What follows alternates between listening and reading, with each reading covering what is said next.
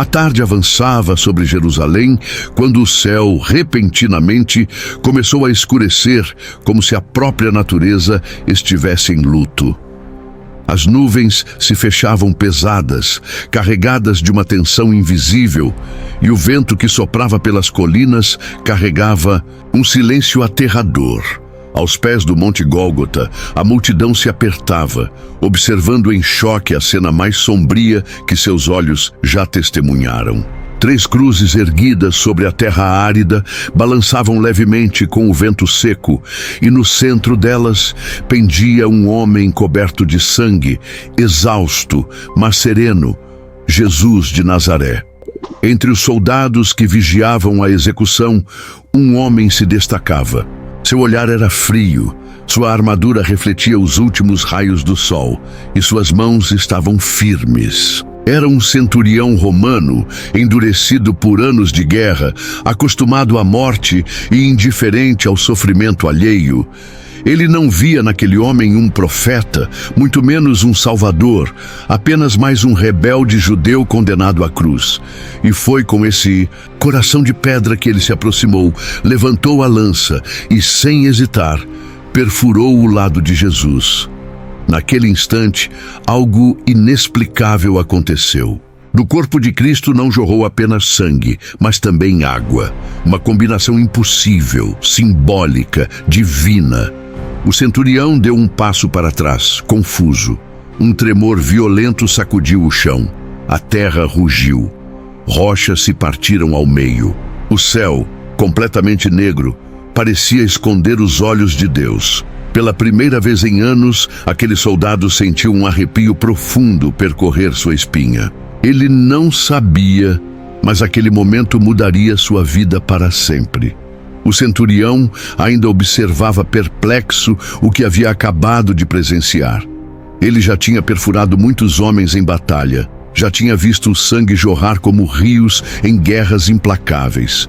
Mas aquilo era diferente. Daquela ferida aberta no lado de Jesus, não saiu apenas sangue, saiu também água.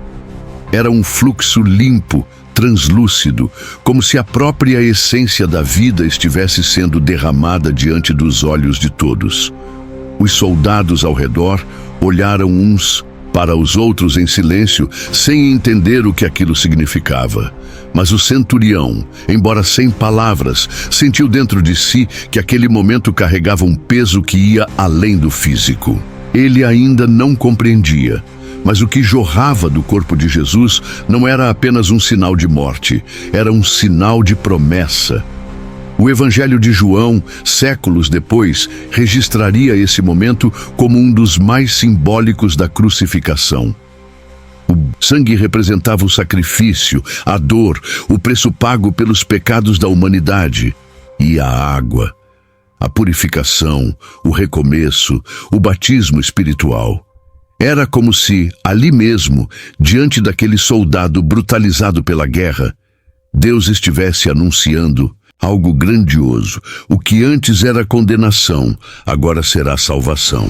A lança não apenas feriu o corpo do Messias, ela também revelou o coração de Deus. E sem saber, aquele homem romano havia sido o canal de uma das manifestações mais profundas do mistério divino.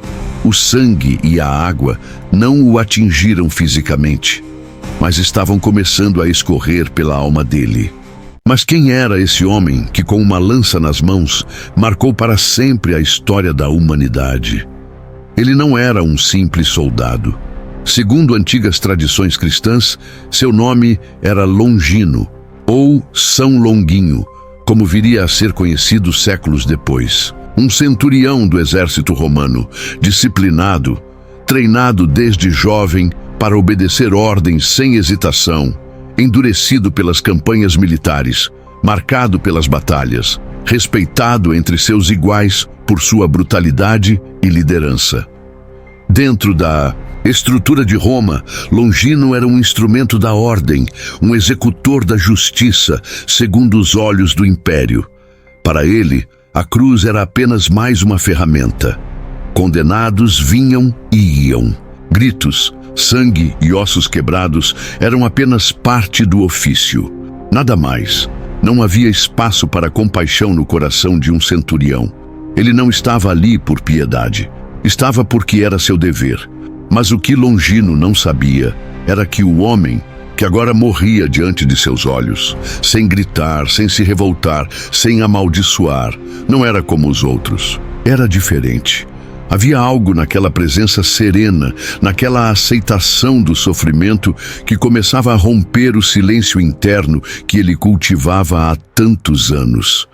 Era como se, pela primeira vez, o centurião estivesse sendo observado por alguém que o compreendia profundamente, mesmo sem dizer uma palavra. O nome de Jesus ainda não significava nada para ele. Mas o que ele estava sentindo, isso sim começava a gritar dentro de sua alma. Longino era romano, filho do império mais poderoso do mundo antigo, educado sob os valores da força, da glória e da razão. Desde jovem aprendeu que os deuses não se misturavam com os homens e que as emoções eram fraquezas a serem controladas. Em Roma, a religião era um ritual político, não uma experiência de fé. Havia deuses para a guerra, para a colheita, para o amor e para a morte, mas todos distantes, manipuláveis, quase simbólicos. O que importava no fim era o poder. Por isso, para Longino, os judeus sempre pareceram estranhos, obstinados, místicos, escravos de uma fé invisível. Aquela ideia de um Deus único, justo e misericordioso soava como fraqueza. Ainda mais agora, diante de um homem chamado Jesus, coroado com espinhos, pregado como um criminoso, sangrando sob o sol do meio-dia. Como aquele homem poderia ser o rei dos judeus? Que tipo de rei morria sem lutar? Longino via aquilo com desprezo, até então. Mas algo havia mudado. O silêncio daquele homem o incomodava, os olhos cheios de dor, mas também de perdão. A maneira como ele suportava a cruz sem maldição alguma. Era como se tudo aquilo desafiasse a lógica romana que Longino carregava como armadura.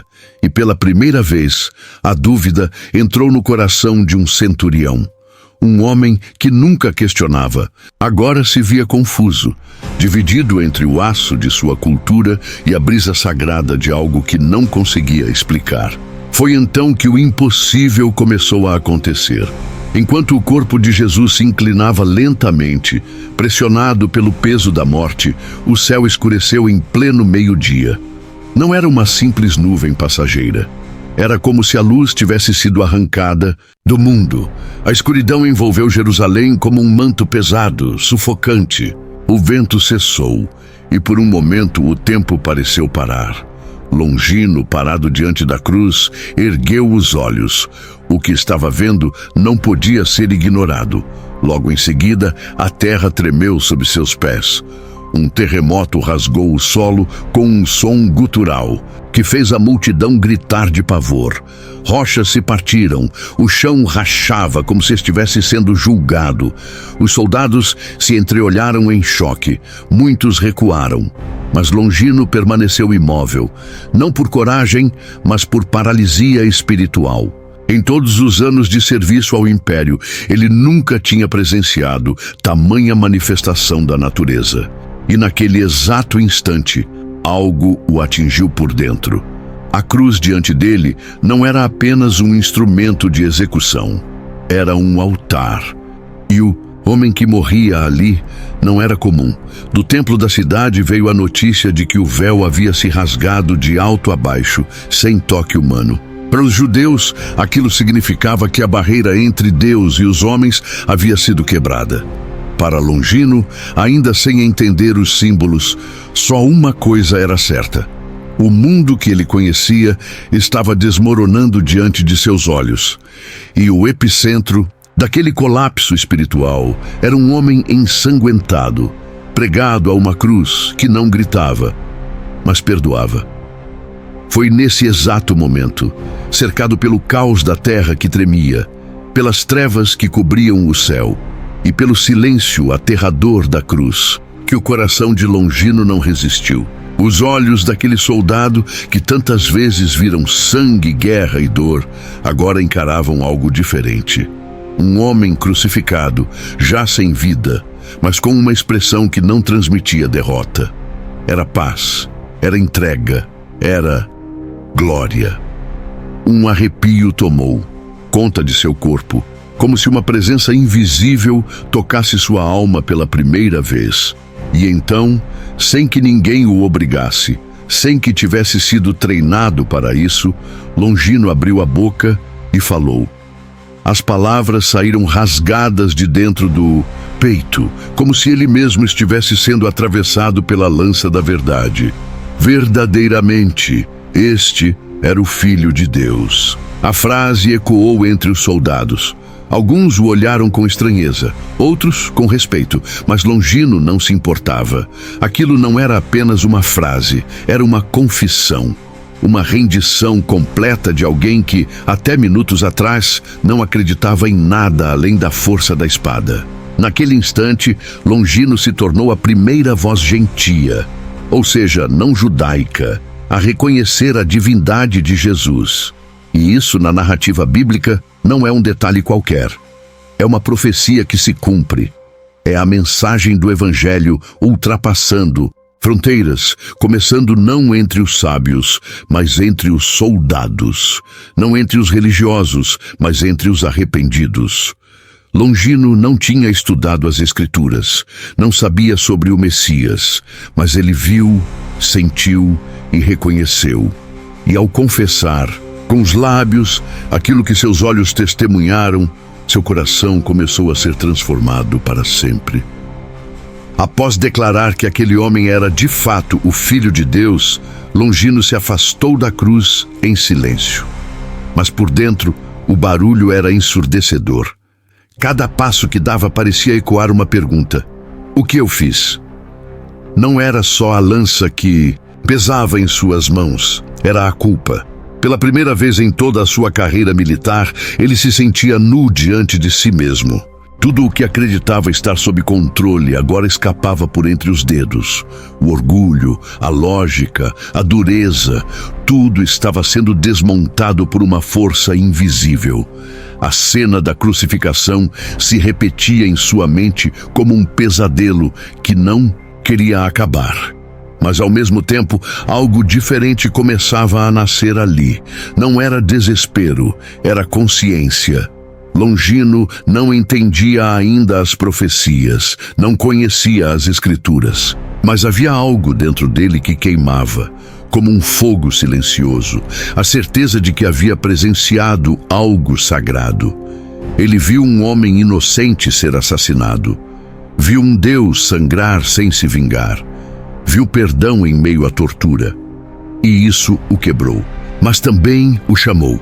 Enquanto a multidão se dispersava e os soldados voltavam à rotina, Longino permaneceu ali, olhando para o topo da colina.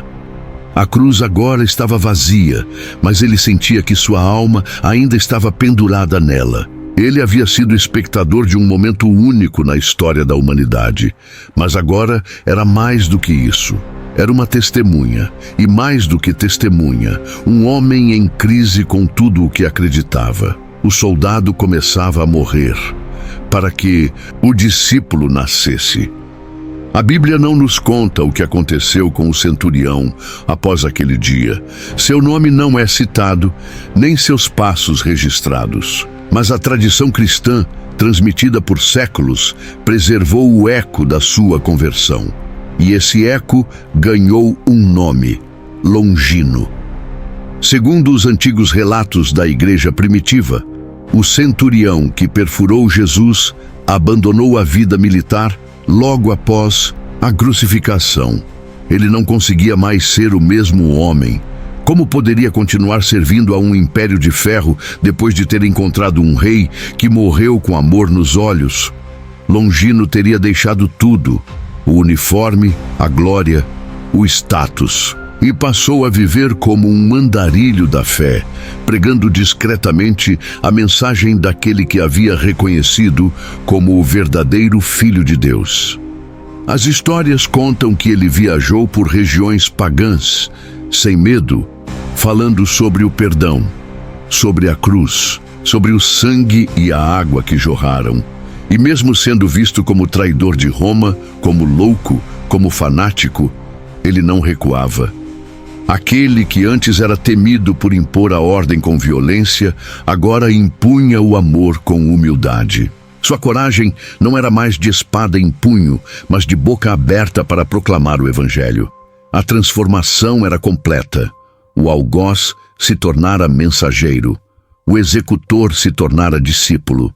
E assim, Longino passou a ser reconhecido por muitos cristãos como o primeiro mártir gentil, alguém de fora do povo judeu que reconheceu a verdade e se entregou inteiramente a ela, não por tradição, mas por convicção. Mas toda luz verdadeira atrai sombras. A fé de Longino, agora viva e inegociável, começou a incomodar os poderosos. O Império Romano não aceitava deserções, muito menos conversões. E para um ex-soldado, alguém que antes representava a força de César, agora declarar que só existia um rei verdadeiro, crucificado por amor, era considerado traição. Longino se tornou alvo. Foi perseguido, denunciado e finalmente capturado pelas autoridades romanas. E o que veio a seguir não foi apenas punição, foi tortura. Uma tentativa desesperada de apagar a mensagem que ele carregava nos olhos e nos lábios. Queriam silenciar sua voz, então arrancaram sua língua. Queriam apagar sua visão de fé, então cegaram seus olhos. Foi brutal, foi cruel, mas Longino não gritou. Ele não amaldiçoou, ele não negou, suportou em silêncio, assim como aquele que ele viu morrer na cruz. E quanto mais tentavam calá-lo, mais sua história se espalhava.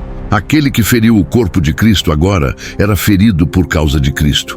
A lança que ele antes segurava agora parecia ter sido cravada em sua própria alma. E, no entanto, ele não se arrependia. Pelo contrário, considerava um privilégio sofrer por amor à verdade. Os relatos contam que, mesmo mutilado, Longino permaneceu firme até o fim. Seus olhos físicos foram arrancados, mas sua visão espiritual nunca esteve tão clara. Ele enxergava mais do que os próprios algozes. E mesmo sem língua, sua vida falava mais alto do que qualquer discurso. Era a vida de um homem transformado, de assassino a mártir, de soldado a santo. Entre os muitos relatos que se espalharam sobre a vida de Longino, há um, em especial, que atravessou os séculos como um sussurro sagrado. Uma lenda que mistura dor com milagre, sangue com cura, cegueira com visão eterna. Dizem que, antes mesmo de sua conversão, Longino sofria de um problema de visão, uma deficiência que o impedia de enxergar com clareza.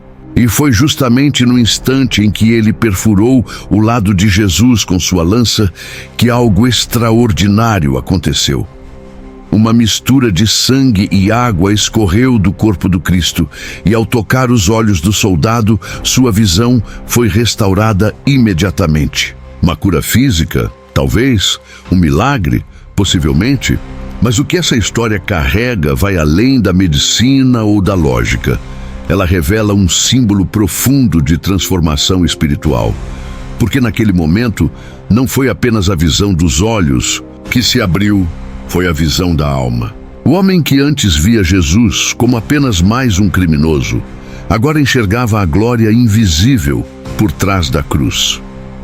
A lança que deveria matar acabou se tornando o instrumento da sua salvação.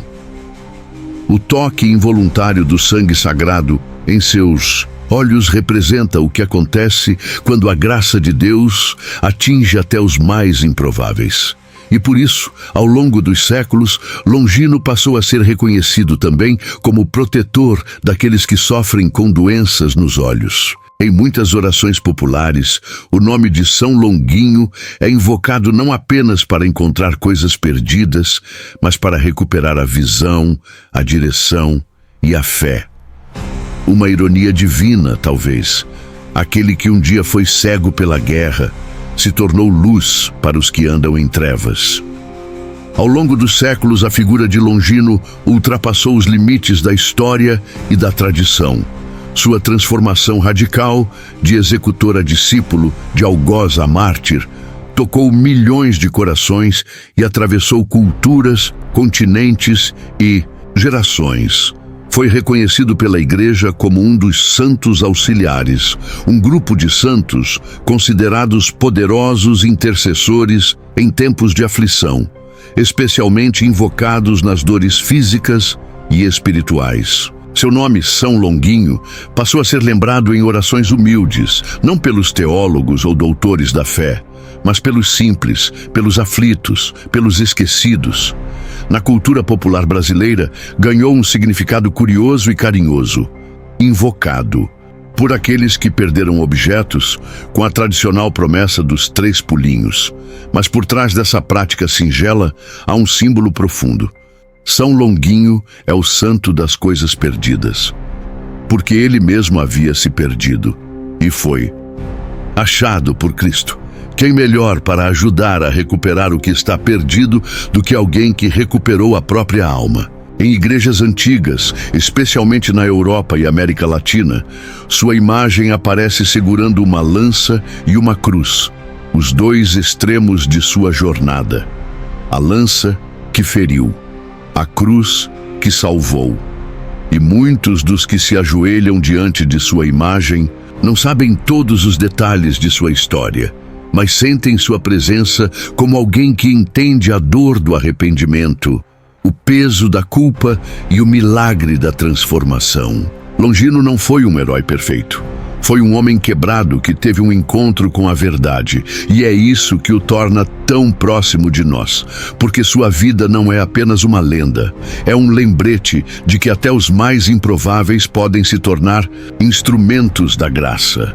A história de Longino não é apenas sobre um soldado, não é só sobre Roma, cruzes ou lendas antigas.